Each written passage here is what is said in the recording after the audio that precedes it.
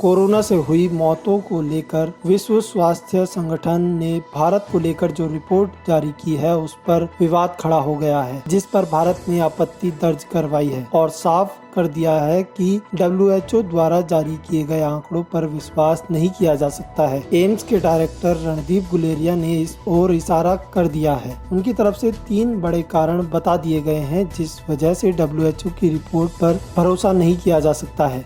India has a very robust system of births and deaths registration which has been going on for decades.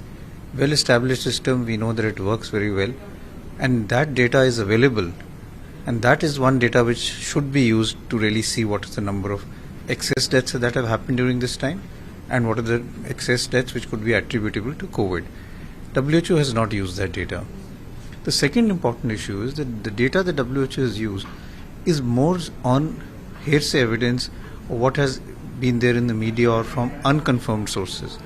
That data itself is questionable and to do a modeling on that data is not correct and it's not scientifically a right thing to do. वे कहते हैं कि भारत में जन्म और मृत्यु के आंकड़े दर्ज करने का व्यवस्थित तरीका है जिसमें कोविड के अलावा हर तरह की मौत के आंकड़े दर्ज होते हैं, जबकि इस आंकड़े का इस्तेमाल भी विश्व स्वास्थ्य संगठन ने नहीं किया है। दूसरे कारण को लेकर डॉक्टर गुलेरिया ने कहा कि WHO ने जो आंकड़े जमा किए हैं वो विश्वसनीय नहीं है, वो कहीं से भी उठा लिए गए हैं, अपुष्ट स्रोतों से, मीडिया रिपोर्ट से या किसी और स्रोत से जो अवैज्ञानिक तरीके से जमा किए गए हैं। विश्व स्वास्थ्य संगठन ने वहां से आंकड़े लिए जिन पर भरोसा नहीं किया जा सकता। इसके अलावा डॉक्टर गुलेरिया ने कोरोना मौत के बाद परिवारों को दिए मुआवजे का मुद्दा भी उठाया। उनकी नजरों में अगर इतने लोगों की मौत हुई होती तो उनके परिवार सरकार से आर्थिक सहायता जरूर मांगते। इस बारे में वे बताते हैं कि कोविड से जान गंवाने वालों के परिवारों को भारत सरकार ने मुआवजे का प्रावधान किया है। अगर इतनी मौतें हुई होती तो वो रिकॉर्ड होता।